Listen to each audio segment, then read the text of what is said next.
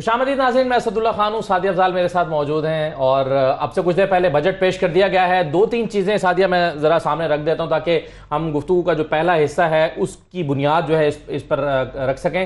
देखिए, दो तीन चीज़ें बड़ी इंपॉर्टेंट है। एक तो यह है कि हमने अपना जो ढांचा है उसको तब्दील करते हुए जो हमारे अहदाफ थे ग्रोथ के उनको कम किया है। मजमूई तौर पर 6 हमने पिछले साल अचीव की थी, इस मरतबा हमने अपना मुआशी तरक्की का हदफ 5% रखा और उसके जो मेजर कंपोनेंट्स हैं उनका भी हदफ कम किया है। ज़रूरी तरक्की का 3.9 हमने अचीव किया था लेकिन उसको 4.4 रखा है। सनती तरक्की का जो हदफ है वो हमने 7.2 अचीव किया है लेकिन इसको हम 5.9 रख रहे हैं। और इसी तरह से सर्विसेज सेक्टर जो है वो 6.2 हमने अचीव किया और 5.1 रखा है। इसी तरह से हम अपना जो तखमीना जो हमारा FBR की कलेक्शन का है वो ऐसा लग रहा है कि ज्यादा है क्योंकि पिछली मरतबा जो हमने रखा था उसको हम अचीव नहीं कर पाए थे। एक्सपोर्ट्स भी बढ़ा दी हैं, $37 बिलियन की है, इंपोर्ट भी 65 पर है।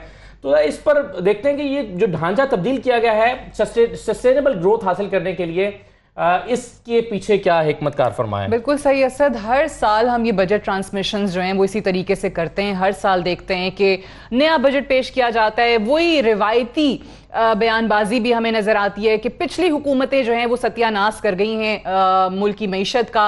और अब ये जो हमारा बजट है बड़े मुश्किल फैसले किए हैं लेकिन हमने इसको गरीब दोस्त रखा है।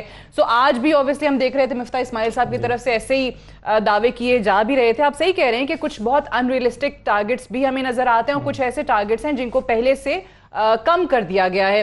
लेकिन आज भी जो पाकिस्तान तहरीक इंसाफ की तरफ से इसके बाद प्रेस कॉन्फ्रेंस हुई, उन्होंने भी यही कहा कि हमारे दौर में इतना सब कुछ करने के बाद हम ये टारगेट्स अचीव नहीं कर सके थे तो अब कैसे कर लेंगे। लेकिन असल सवाल जिसकी वजह से ऑब्वियसली हम ट्रांसमिशन भी कर रहे हैं, ये अल्फाज का गोरख धंधा और यादादो शुमार और ये सब तो चलते ही रहेंगे। लेकिन आज थोड़ा ये स्टैब्लिश करने की कोशिश करते हैं, जो भी हमारे साथ हमारा पैनल मौजूद है, कि एक तो जिस तरीके से बार बार अवाम को ये बताया जा रहा है कि पाकिस्तान तहरीक इंसाफ मुल्क की मईशत का ये हाल कर गई है, क्या ये दुरुस्त है? क्या वाकई इतना बुरा ये मईशत को छोड़ के गए हैं? दूसरा कि हम आए हैं तो हम मुश्किल फैसले करेंगे और अगले साल तक, यानी जब तक इनकी हुकूमत है, जब तक इंतखाबात नहीं होते, जैसे कि ऑब्वियसली अगले मालियाती साल के हवाले से भी आज बहुत सारी चीज़ें मुफ्ता इस्माइल साहब जो हैं वो अपनी तकरीर में कह रहे थे, ये कैसे मुमकिन होगा, ये कैसे इसको अचीवेबल बना पाएगी पाकिस्तान मुस्लिम लीग नवाज की और PDM की हुकूमत। आज एक तो अच्छी चीज ये थी कि खामोशी में बजट जो है वो प्रेजेंट हुआ क्योंकि शोर शराबा नहीं हुआ और बहुत सालों के बाद मेरा ख्याल है ऐसा देखा। और तीसरी चीज ये स्टैब्लिश करने की कोशिश करेंगे कि ऐसे क्या इकदामात हैं हमारे जो मेहमान हैं उनकी नजर में कि जिसकी वजह से ये मईशत जो है वो वापस ट्रैक पर आ सकती है। जी हाँ, बिल्कुल। औरिया साहब हमारे साथ मौजूद हैं, औरिया मकबूल जान साहब सीनियर तजज़ियाकार हैं, बहुत शुक्रिया औरिया साहब, खुशामदीद। डॉक्टर शुमाइल दाऊद साहब हमारे साथ मौजूद हैं, ex president Rawalpindi chamber of commerce, बहुत शुक्रिया डॉक्टर साहब, आपको भी खुशामदीद कहता हूँ। जी औरिया साहब, सवाल तो आप सुन पाए हैं, ये जो मुआशी तरक्की का हदफ हमने GDP का रखा है टारगेट, क्या कहेंगे इस पर? ये हमारे यहाँ ये मजेदार किस्म की जो गवर्नमेंट आई है ना, जो एक्सपीरियंस गवर्नमेंट, उनके दिमाग के अंदर एक किताबी तस्वर है कि जब GDP ग्रोथ से इस तरह की चीजें होती हैं, इकॉनमी आगे बढ़ने लगती है बहुत तेजी के साथ, तो अखराजात बहुत ज्यादा हो जाते हैं, इससे इकॉनमी बैठ जाती है। मतलब बरामदात कम हो जाती हैं, दरामदात ज्यादा हो जाते हैं, लोग गाड़ियां खरीदना शुरू हो जाते हैं, इसलिए उसको असर रोक लो, यानी पैसा कम होगा तो हम खर्चा भी कम होगा। ये एक तस्वर सा पाया जाता है, हालांकि हम उस स्टेज पे भी आए ही नहीं हैं कि हम अपनी बुनियादी लेवल को अचीव कर लें उस ग्रोथ रेट के। एक तो ये है, लेकिन असल मसला यह है कि मुझे अच्छी तरह याद है कि आज से तकरीबन काफी अर्सा पहले 91 में जब मैं फाइनेंस में होता था तो पहला NFC अवार्ड आया था, तो उस वक्त से लेके अब तक मैं बजट देखता आ रहा हूं। पाकिस्तान में बजट मेकिंग नाम की चीज कोई नहीं है। पाकिस्तान में एक शानदार किस्म की डॉक्यूमेंट शुरू होती है और ये बहुत बदकिस्मती है, आप भी करके चले जाएंगे, लोग भी चले जाएंगे। ये फरवरी में एक्शन स्टैंडर्ड स्टेटमेंट आती है, उससे बजट बनना शुरू होता है। सेक्शन अफसर की मेज से बजट बनता किताबें बनती आखिर में जब 2-3 दिन रहते हैं या 10 दिन रहते हैं तो 4 चीजें जो है टैक्स इधर उधर से करने होते हैं, वो करके उसको एक पेश कर दिया जाता है। कोई सीरियस एक्सरसाइज नहीं है। फिर बजट प्रपोजल्स और बजट की टारगेट्स ये बिल्कुल और चीज हैं। और आज अगर कल जो सप्लीमेंट्री ग्रांट बजट पेश होगा वो बिल्कुल औखते है। आप एजुकेशन के लिए 10 करोड़ रुपया रखते हैं, आप आखिर में होता यह है कि उसमें आपने खर्चा किया होता है 6 करोड़ का, बाकी 4 करोड़ ऐसा करते हैं दफ्तरों का फर्नीचर खरीद लेते हैं, फलां खरीद लेते हैं। सप्लीमेंट्री बजट का जो साइज है ये बताता है कि आपने कितनी माशी तौर पर तबाही की है पाकिस्तान के साथ, और बहुत बड़ा साइज होता है। गाड़ियां खरीदी जा रही हैं ये, और हर budget it's not budgeting, it's fudging. आप अपनी सलाहियत से ज्यादा बजट टारगेट बना देते हैं। 4,700 अरब के करीब आपका डेफिसिट अगर हो तो आप 15 रुपए तनख्वाह बढ़ा दें, 15%, 50% भी तनख्वाह बढ़ा दें, आप इतने साइज के लोगों की बढ़ाएंगे, लेकिन 4,1700 अरब रुपए जो हैं, ये जो है इसका जब नोट छपेगा, आप मुझे बताएं कि वो नोट छप के जब मार्केट में आएगा तो वो आटे वाला, वो चीनी वाला, वो खाद वाला, वो छोटे छोटे सब्जी वाला, वो जब उसके ऊपर कीमत देगा तो उससे आप 15% जो तनख्वाहें जिनकी बढ़ा रहे हैं उनको वो अदा करते जाएंगे। सारी बात डेफिसिट फाइनेंसिंग से हम क्यों नहीं निकल पा रहे, ये इतना बड़ा सवाल है जिसका जवाब हमें तो पता है कि जो मुल्क निकले हैं, मतलब लैटिन अमेरिका के मुल्क में सारे यहां लोग बैठे होंगे, मैं उससे जब आप आएंगे तो मैं बताऊंगा। ऐसा अजीबोगरीब बजट, और इसमें तकलीफ से बात यह हुई है कि इस मुल्क को ट्रेडर्स की जन्नत बनाया गया गुज़श्ता 40 साल में, इंडस्ट्री तबाह की गई, एग्रीकल्चर तबाह की। आज भी सबसे ज्यादा फैसिलिटी ट्रेडर्स को उनको फिक्स इनकम में टैक्स में डाल के, क्योंकि वो उनकी कॉन्स्टिट्यूएंसी है, बांडास रोड उनकी कॉन्स्टिट्यूएंसी है, हाल रोड उनकी कॉन्स्टिट्यूएंसी है, लिबर्टी मार्केट उनकी कॉन्स्टिट्यूएंसी है। इसलिए आप पाकिस्तान में पैदा कुछ ना करें, चाइना से खरीदें इधर बेच दें, फलान मलेशिया से खरीदें इधर बेचते हैं। ये है पाकिस्तान का अलमिया। इस तरह की सूरत हाल में ये इस तरह के बजट ही आ सकते हैं। ठीक है, रियलिस्टिक टारगेट्स नहीं होते अक्सर हम देखते हैं, और बहुत सारी चीजें जिस तरह आपने कहा कि वो रिवायती तरीके से जो चल रहे हैं, वो एक बजट है, वो तकरीर हो जाती है, लेकिन उसके बाद असद हम देखते हैं कि हर साल जब भी बजट प्रेजेंट किया जाता है, जैसे आज भी मिफ्ता साहब कह रहे थे कि गैस के निर्ख का तयन करेंगे, बाद में बता दिया जाएगा, तो मिनी बजट के लिए आवाम पहले ही तैयार होती है, उनको पता होता है। और ये डॉक्यूमेंट पढ़ के इसमें बहुत सारी ऐसी चीजें, बहुत सारे सवाल बाकी रह जाते हैं, बहुत सारी ऐसे ही जिनके वो उन्होंने कहा कि निर्ख का तयन होगा। सो मिनी बजट तो ऑब्वियसली आवाम के जहनों में पहले ही रहते हैं, और हर हुकूमत के दौर में यही होता है, हर साल यही होता है। सादिया सादात साहिबा, मैं आपसे जानना चाहूंगी कि पहले तो ऑब्वियसली जो पाकिस्तान की इकोनॉमी को लेकर बहुत सारे इकोनॉमिस्ट इस वक्त परेशान भी हैं, उनकी तरफ से ये कहा भी जा रहा है कि अगर फौरी तौर पे वॉर फुटिंग पे कोई इकदाम नहीं किए जाते तो डिफॉल्ट होने के करीब हैं हम, दिवालिया होने जा रहा है। पहले तो ये सूरत हाल जरा वाजे कर दीजिए कि वाकई पाकिस्तान की जो मईशत है वो इसी तरह से जैसे बयान की जा रही है इतनी बुरी हो चुकी है। बिस्मिल्लाहिर्रहमानिर्रहीम, अस्सलाम वालेकुम। ये जो आपने सवाल किया ये बिल्कुल वैलिड है, क्योंकि आई थिंक यही मतलब उनको नजर में रखते हुए ये जो आज जो इक़दाम किए गए हैं, जो बजट के अंदर भी पेश हुए हैं, हमारे पास 9.2 बिलियन रह गए फॉरेन रिजर्व डॉलर्स में, और जो कि सिर्फ 45 डेज की हम लोग देखा जाए तो इम्पोर्ट्स हम कर सकते हैं, मतलब 45 डेज से ज्यादा हम लोग इम्पोर्ट्स भी नहीं कर सकते हैं। और जबकि हमारे पास जो ऑयल इंडस्ट्री है, या वो उसके लिए हम लोगों को ऑयल तो लेना ही लेना है हम लोगों की, वरना फैक्ट्रीज और ये सब कुछ, हमारी इलेक्ट्रिसिटी सारा ऑयल बेस्ड है। तो हमारे पास जब इतने रिजर्व्स ही नहीं रहेंगे उनको लेने के लिए, तो आपकी कैसे मैशत का आप ये जो पहिया है वो कैसे चला सकते हैं। तो आई थिंक ये तो इसमें तो कोई ढकी छुपी बात नहीं है कि पाकिस्तान के जो फॉरेन रिजर्व्स हैं वो बहुत ज्यादा उसमें कमी आई है। सेकेंडली जो हमारा जो रुपया है उसकी कदर में आपको सबको पता है हम लोगों को कि वो कितनी तेजी से गिर रहा है, और दिन ब दिन उसमें जो है वो हम देख रहे हैं कि वो गिरता ही जा रहा है। तो ये एक इंडिकेटिंग फैक्टर्स होते हैं जो आपको नजर आते हैं कि आपकी जो इकोनॉमी है वो थोड़ी मतलब सही सिम्त में नहीं चल रही है, और कुछ इश्यूज हैं जो इकोनॉमी के साथ हैं जो हम लोगों को नजर आ रहे हैं ये बने। और अगर बात करते हैं जैसे इन्फ्लेशन है वो भी हमारी डबल डिजिट्स के अंदर पहुंच। जी बिल्कुल ठीक है जी हाँ, इन्फ्लेशन में बात करता हूं क्योंकि वो इंटरेस्टिंग है। 11.7 था, उसको हमने कम करके 11.5 कर दिया है, तो 11.7 और 5 में कितना डिफरेंस है। हालांकि ऐसा लगता है कि जो एक्चुअल इस वक्त इफरात ज़ारा है वो तो 20% है, और खदशा जाहिर किया जा रहा है ये 25 या 30% के तक जा सकता है, और हम टारगेट रख रहे हैं 11.75 का। तो इस पर हम आगे चल के बात करते हैं, लेकिन पहले आप डॉक्टर शुमाइल साहब, आप कैसे देखते हैं इस बजट को, खासतौर पर जो GDP का हमने टारगेट रखा है, फिर हम जरा इंपोर्ट एक्सपोर्ट पर बाद में आते हैं और बाकी चीजों पर। जी देखिए, पहली बात तो ये कि इसके अंदर जो आई थिंक एक पॉजिटिव चीज कोशिश की गई है, क्योंकि ये है तो एक डिफिकल्ट बजट, इसमें कोई शक नहीं। कोशिश की गई है हुकूमत ने, एक तो ये कि कुछ थोड़ा सा ब्रीदिंग स्पेस दिया है सैलरीड क्लास के लिए, जो कि 6 लाख से 12 लाख बढ़ाया गया है, तो ये डेफिनेटली एक थोड़ा सा एक ब्रीदिंग स्पेस है। दूसरी तरफ आई थिंक रेवेन्यू बढ़ाने के लिए जो फिक्स्ड टैक्स लेके आए हैं छोटे एसएमई के लिए, रिटेलर्स के लिए, आई थिंक मुझे ये पॉजिटिव लगा है। इसके ज़रिए बहुत से लोग जो हैं वो डेफिनेटली इंकरेज होंगे कि उनको जिसे कहते हैं वो फाइनल टैक्सेशन होगा, तो इससे डेफिनेटली कुछ ना कुछ एडिशन होगा। दूसरी तरफ एक डिफ़िकल्ट टारगेट है कि रियल एस्टेट को भी लाने की कोशिश की गई है कि जो 250 मिलियन या 25 मिलियन से ज़्यादा की अगर किसी के पास प्रॉपर्टी है, एक प्रॉपर्टी से ज़ायद, तो उसको टैक्स में लाने की कोशिश की गई है। अब देखते हैं कि वो कैसे उसका वो जिसे कहते हैं डिटेल्स आएंगी। मैं पढ़ रहा था थोड़ा सा फाइनेंस बिल के अंदर, जो मुझे अभी देखने का मौका मिला, उसमें कुछ पावर्स दी गई हैं एफबीआर को कि अगर कोई जो है वो पीओएस के अंदर नहीं आता या इस तरह से अपना टैक्सेशन में नहीं आता, तो उसके कमर्शियल मीटर्स को भी रोका जा सकता है या बंद किया जा सकता है, जो कि एक कह लें कि एक इम्प्लीमेंटेशन का एक आर्म होगा एफबीआर का। लेकिन ये देखना है कि ये किस तरह से आगे जो है डिस्कशन में आता है। But overall balancing of the books है और सर्वाइवल की तरफ ही जाने की कोशिश की गई है, कि जिसके अंदर जो है नज़र यही आ रहा है कि बमुश्किल हम अपने एक्सपेंसेस को मीट करेंगे डेफिनेटली डेट हमें उठाने के बाद। डॉक्टर शुमाइल साहब, अब इसके नतीजे में क्या हम 7,004 अरब रुपए का टारगेट हासिल कर सकते हैं? क्योंकि पिछली मरतबा हमने 5,900 का रखा, लेकिन 5,300 तक शायद अभी तक हम पहुंच पाए हैं।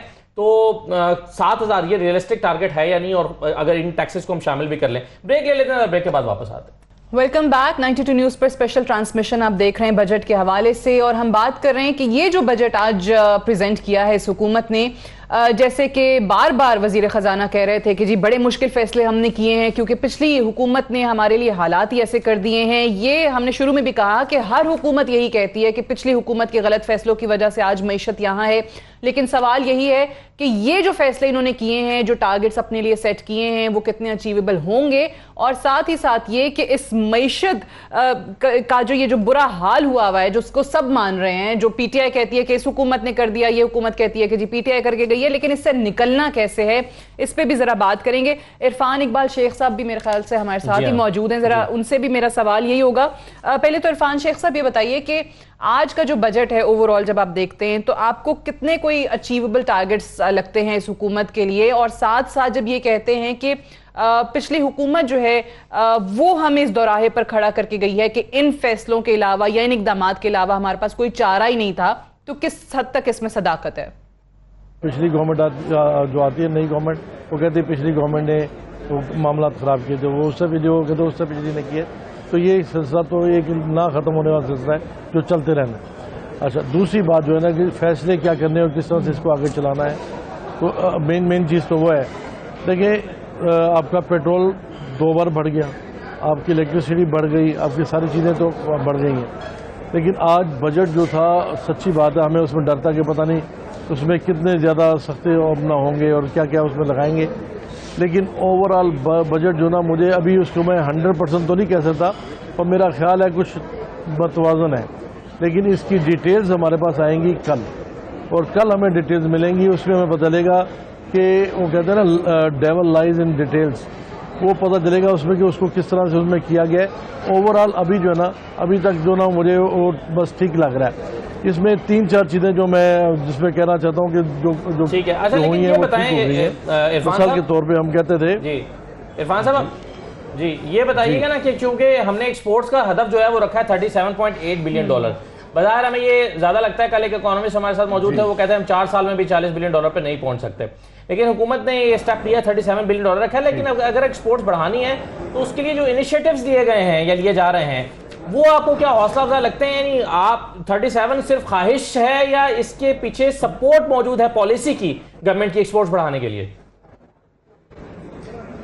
जी मैं आपको बताता हूँ, देखें सच्ची बात है, अगर आपने एक्सपोर्ट अपनी बढ़ानी है तो आपको 2 काम करने चाहिए थे जो इस बजट में मुझे नज़र नहीं आए। नंबर 1 ये था कि हमने कहा था कि जी इसके लिए आपको इंडस्ट्रियल पैकेज एक देना पड़ेगा कि ताकि इंडस्ट्री लगे। देखिए इंडस्ट्री लगेगी तो आपकी जॉब क्रिएशन होगी, इंडस्ट्री लगेगी तो आपकी एक्सपोर्ट बढ़ेगी, इंडस्ट्री लगेगी तो आपकी इंपोर्ट सब्स्टिट्यूशन होगी के साथ है। फिर तीसरी बात कि FDI फॉरेन डायरेक्ट इन्वेस्टमेंट, वो जब तक नहीं बढ़ती तब तक आपके मामला ठीक नहीं होंगे, आपके फॉरेन रिजर्व बेहतर नहीं होंगे। और नंबर 2 बात यह है कि आपकी एक्सपोर्ट उस तरह से, ये 2 काम है जो मेन इनको करने चाहिए, करने पड़ेंगे। फिर तीसरी बात इसमें मुझे जो हमने बार बार इनसे जिक्र किया था कि आपने IT के ऊपर इसको फोकस करना है, लेकिन इन्होंने IT को उस तरह से फोकस नहीं किया जिस तरह से करना चाहिए। आप देखें इंडिया अब ये 250 पे टच कर गया इंडिया। विदाउट इन्वेस्टमेंट आपका ब्रेन ह्यूमन रिसोर्सेज जो ना आपको पैदा करके दे रहा है $250 बिलियन, जो छोटी बात नहीं है। आपकी इकोनॉमी के आपको उसको इतना बड़ा सपोर्ट है। हम यहाँ पे हैं 2.85 पे और वो अनऑफिशियली मिला के वो तकरीबन 4 बिलियन पे है। हमने कहा था जी इसके ऊपर काम करें, ये 10 से 15 बिलियन हम बड़ी आसानी के साथ 1 से 2 साल में कर सकते हैं, लेकिन उसके लिए भी उन्होंने जामिया एक मंसूबा नहीं दिया। बहरहाल फिर इसके बाद हमने कहा था जो आपकी एग्रीकल्चर है, एग्रीकल्चर में कुछ बातें उन्होंने मानी है हमारी।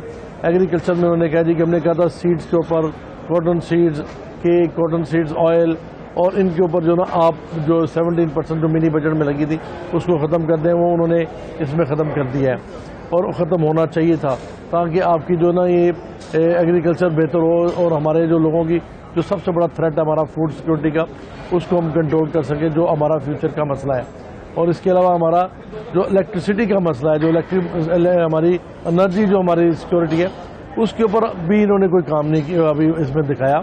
देखिए एनर्जी सिक्योरिटी का मैं इसलिए कहता हूँ कि हम पेट्रोल के ऊपर चल रहे हैं। पेट्रोल एनर्जी जो पैदा करते हैं वो किसी सूरत भी बारे में नहीं है, वो में तकरीबन 16 सेंट के करीब पड़ रही है, जबकि इस रीजन में आप जब चेक करते हैं तो इंडिया 3.85 पे है, आपका चाइना 4% पे है। तो हम सॉरी ये मैं इंटरेस्ट रेट की बात कर रहा हूँ, इंडिया और चाइना 8 और 8.5% के ऊपर है, 8.5 सेंट पे है, हम 16 सेंट पे हैं। और हमें ये फौरी तौर पे इसको देखना पड़ेगा, हम कंपेटेबल नहीं रहते, हमें ये 2 चीज़ें इसको अब देखना पड़ेगा। इसके ऊपर कोई काम मुझे अभी नज़र नहीं आया इसमें, जो हमने ख़ास तौर पे कहा था जी इसके ऊपर काम होना चाहिए। अब बाकी सारा बजट जो है ना ओवरऑल मुझे लग रहा है कोई 7,000 भी अगर हमने कर दिया है तो 7,004 का भी फिगर हम अचीव कर लेंगे, लेकिन अभी उसकी डिटेल्स नहीं है। डिटेल्स मेरे पास आएंगी, वो आज रात को ये कल तक हमें पता चल जाएंगी, तो फिर हम आपको डिटेल में बताएंगे कि ये बजट है क्या, इसके पीछे क्या है और इसके फ्रंट पे क्या है। अभी हम ये कह सकते हैं कि अभी फ़िलहाल मुझे बजट में कोई इतनी वो खराबी नज़र नहीं आ रही और एक तरह से सही लग रहा है मुझे। तो ये चीज़ें अभी जब आएंगी हमारे पास तो उसके बाद ही हम आपको पूरा बता सकेंगे कि इन्होंने किस किस चीज़ में क्या क्या किया है और किस तरह से किया है। देखिए एक चीज़ जो मेरी खबर में आई है वो ये है कि आपका एडिबल ऑयल है, आपका पेपर एंड पेपर बोर्ड है, उसके ऊपर 1-2% होता था टैक्स अपना जो इम्पोर्ट के ऊपर, उन्होंने उसको 1-2% को ख़त्म कर दिया है। अब इसको ले आएंगे जी 5.5% तक हम ले जा सकते हैं। अभी वो क्लियर नहीं हुआ कि 3 पे ले जाएंगे, 2 पे ले जाएंगे, 1 पे ले जाएंगे, 5 पे ले जाएंगे, लेकिन खदशा है कि उसको बढ़ा दिया तो ऑयल और महंगा हो जाएगा, जो घी वगैरह हमारा यहाँ पे और महंगा हो जाएगा। तो ये अभी डिटेल्स पर ही पता चलेगी। वही वाली बात होगी ना असद की, बहुत सारी चीजें हमें बजट के बाद ही पता चलती हैं, आने वाले दिनों में पता चलती हैं, और आवाम के ऊपर भी बजट के बाद जो है वो शायद ज्यादा महंगाई के पहाड़ टूट रहे होते हैं। जी कैसे शेख साहब एक चीज जो इसमें मुझे नजर आई है कि एक चीज में डॉक्टर शुमाइल साहब छोटे ताजरों के लिए कर दें, वो कर दिया इन्होंने जी फिक्स। जी जी जी सर सही है। अच्छा डॉक्टर शुमाइल साहब एक चीज मुझे बताएं ना, एक सीधा सा फॉर्मूला ये है कि अगर हमने ग्रोथ अपनी इसलिए कम किया है, ग्रोथ का टारगेट जीडीपी का, ताकि हम चाहते हैं कि हमारी जो हमारा करंट अकाउंट खसारा है वो कम हो जाए, यानी हम अपना इंपोर्ट एक्सपेंडिचर कम करना चाहते हैं। लेकिन दूसरी तरफ हम अपनी इंपोर्ट का टारगेट रखते हैं $65.8 बिलियन का। अब पिछली मर्तबा जब हमारा इंपोर्ट इतना बड़ा था तो हमने कहा हमारी जो बैलेंस ऑफ पेमेंट्स है उसका मसला भी पैदा हुआ, करंट अकाउंट डेफिसिट भी बढ़ गया, तभी हम अपना इंपोर्ट एक्सपेंडिचर कम करना चाहते हैं। तो ये दोनों चीजें साथ साथ कैसे होंगी? एक तरफ हम सस्टेनेबल ग्रोथ चाहते हैं, दूसरी तरफ हम अपनी इंपोर्ट का टारगेट बढ़ा रहे हैं। एक चीज जो ना मैं आपको बताता हूँ ये बेसिकली जब आप इंपोर्ट ज़्यादा करते हैं कि जब आप मशीनी लगती है। पिछली बार क्या हुआ था कि उन्होंने टर्फ पे लोगों को पैसे दिए, 460 बिलियन दिया, उन लोगों ने सारा लगाया इसके ऊपर कि जी सारी इंडस्ट्री आएगी, आपकी मशीनरी आएगी। अब वो सारी मशीनरी जब आई है तो ऑब्वियसली आपके ऊपर एक बटन पड़ा, आपकी इंपोर्ट ज़्यादा हुई और आपका गैप जो है ना और बढ़ गया। देखिए ये चीज़ तो बिल्कुल है कि जब आपका इंपोर्ट बढ़ती है तो हमारा जो है ना वो बैलेंस ऑफ ट्रेड खराब हो जाता है और हमारा ट्रेड डेफिसिट बढ़ जाता है और उसके बाद वो हमारे लिए बहुत बड़ा एक तकलीफ दह मसला है जिसको हमने क्लियर करना होता है। लेकिन उसके लिए फिर ये है कि हमने अपनी रिजर्व को बेहतर करना है। तो रिजर्व तो हमारे पास बेहतर करने के तरीके 2-3 ही हैं। या तो एक्सपोर्ट बढ़ेगी तो बेहतर होगा, या फिर आप इस तरह करेंगे कि FDI वहाँ पे लेके आएंगे, फॉरेन डायरेक्ट इन्वेस्टमेंट, या उससे बढ़ेगी, या फिर आपको कुछ सही है सर। ये रिजर्व से बाद में आते हैं क्योंकि इसके ये कर्जों का साथ जुड़ा हुआ मामला है जी। ठीक है डॉक्टर शुमाइल साहब, आप इस पर क्या कहेंगे सर? जी देखें, बात यह है कि टोटल जो 9.5 ट्रिलियन का जो टोटल बजट है, इसमें से अगर आप निकालें, अभी मैं एक देख रहा था, अगर डेट और इंटरेस्ट पेमेंट निकालें 3,950, आप डिफेंस के खर्चे निकालें 1,523, और फिर day to day running expenses यानी कि गवर्नमेंट के चलने का पेंशन पेज वगैरह वो में निकालें 1180, वो निकाल दें, और ग्रांट्स और सब्सिडीज, तो ये 8,694 बिलियन रह जाता है पीछे। 808 बिलियन बहुत एज के ऊपर है। जिस तरह अभी बात हो रही थी कि अगर खुदा ना खास्ता आगे तेल की कीमत में इजाफा होता है या हमें कोई जरा सा भी कोई शॉक अगर आता है तो बिल्कुल एज के ऊपर है। तो जाहिर बात है, ये अभी जो बजट है ये बेसिकली इसका टोटल फोकस है कि हम IMF की शरायत जो है पूरी कर लें, हम उनके मुताबिक आगे चले जाएं, हमारी जो इस वक्त शॉर्टफॉल है वो पूरी हो जाए, हमारे स्टेट बैंक के अंदर खजाने में पैसे आ जाएं और हम आगे अपने मामलात को चलाएं। आगे आने वाले वक्त में या महीनों में डेफिनेटली जो सिचुएशन है उसके मुताबिक गवर्नमेंट को इसको डेफिनेटली रिविजिट करना पड़ेगा। बसूरत दीगर अभी तो खैर इस पर डिस्कशन होनी है और बहुत सी चीजें सामने आएंगी, लेकिन रेवेन्यू कलेक्शन के अंदर आई थिंक कि जो रियल एस्टेट वाला इशू है, मुझे लगता है कि वो एक खातिर ख्वाह डिस्कशन का बायस बनेगा।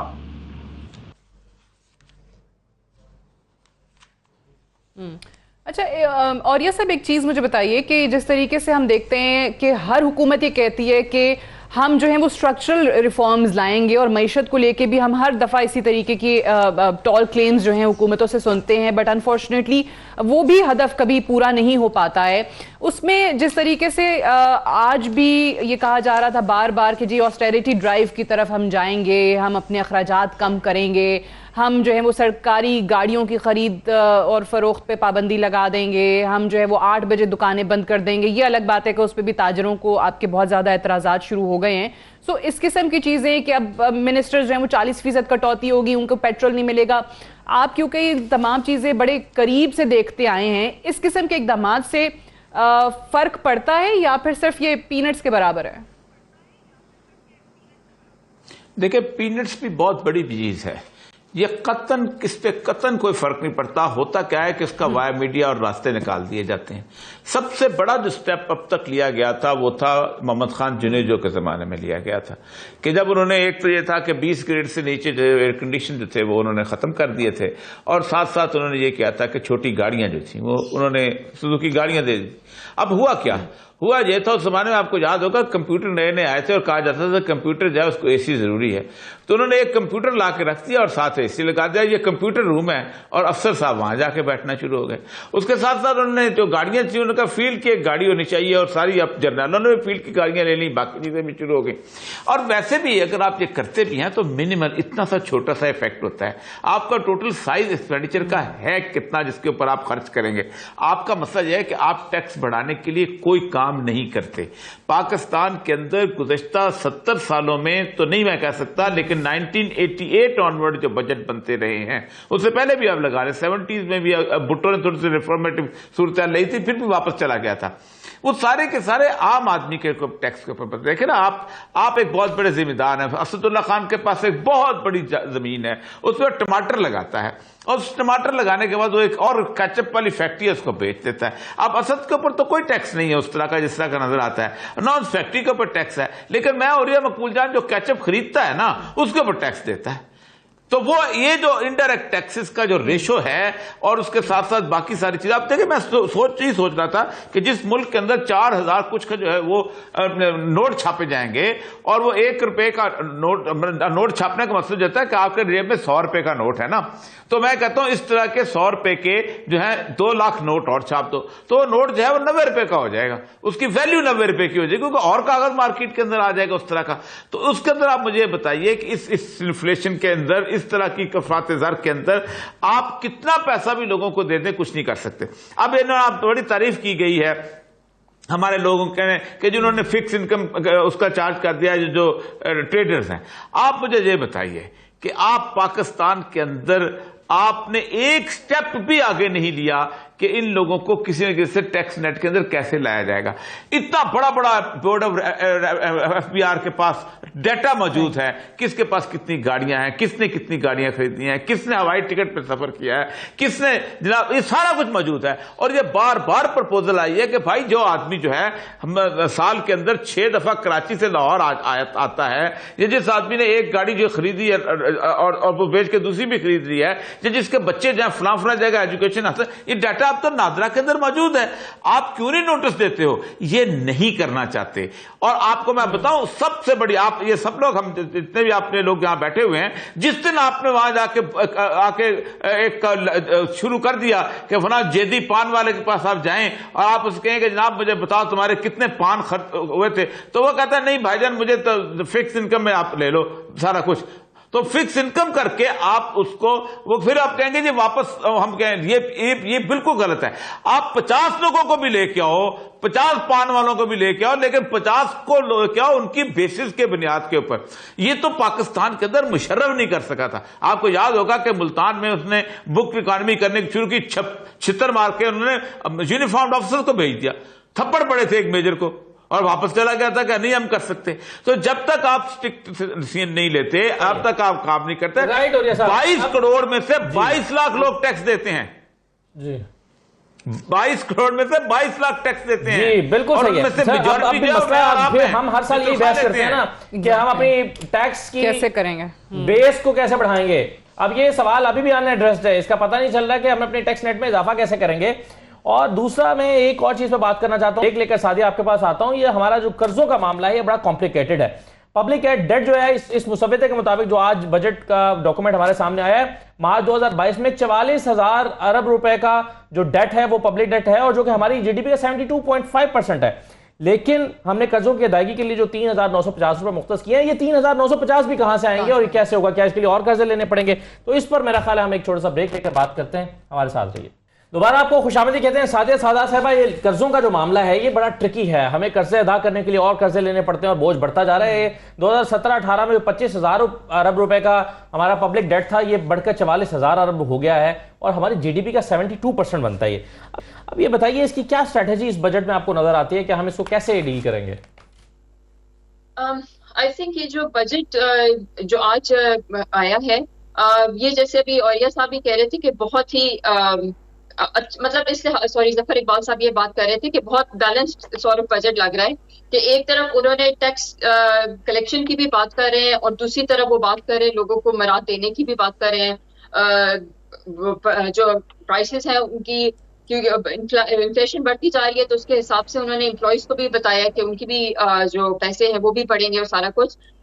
तो जहां तक आई थिंक जो टैक्स कलेक्शन की बात है ना, मेजर तो चीज ये होगी कि वो देखना ये कि बाकी में ये जो नादरा का भी, और ये साहब कह रहे थे, ये बहुत अच्छी बात कर रहे थे कि नादरा को यूज करना चाहिए और टैक्स ब्रैकेट के अंदर लोगों को ज्यादा से ज्यादा लेकर आना चाहिए। इस डेटा को जो है वो सेंट्रलाइज करना चाहिए और देखना चाहिए कि कौन लोग हैं जो कि टैक्स नेट में हैं और जो नहीं है उनको भी लेकर आना चाहिए। आई थिंक ये बहुत ज्यादा इंपॉर्टेंट है।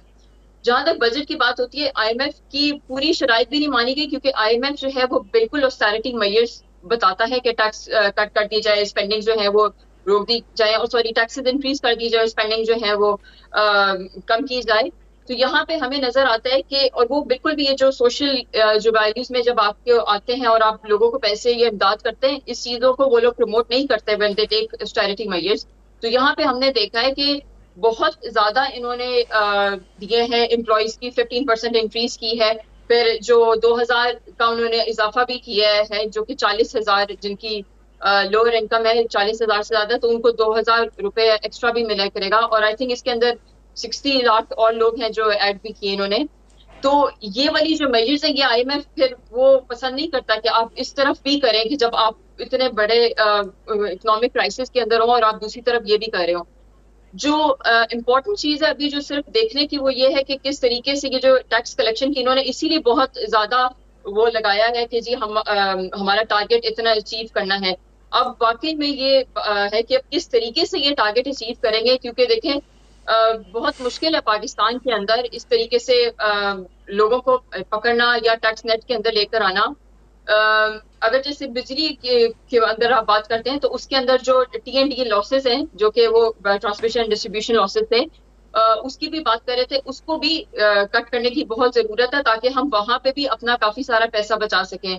सेकेंडली, बिजली चोरी जो एक बहुत बड़ा इशू है पाकिस्तान के अंदर, इसके ऊपर भी उनको काफी मेजर्स लेने चाहिए कि किसी तरीके से स्मार्ट मीटर्स लगे हों कि लोगों को जो है वो, जब तक इस तरह का सेंट्रलाइज सिस्टम नहीं करेंगे, डिजिटलाइज नहीं करेंगे, आई डोंट थिंक सो कि वो लोगों को इस तरीके से वो पकड़ सकेंगे और लोगों को इस तरह। अब जैसे इन्होंने एक जो चीज में बड़ी हैरान कुन है, जो कि इन्होंने कहा कि 2 प्रॉपर्टीज से ज्यादा होंगे तो आई थिंक उनको टैक्स पड़ेगा। अब पाकिस्तान के अंदर आप किस तरीके से मेक श्योर करेंगे कि फ्रॉड ना हो?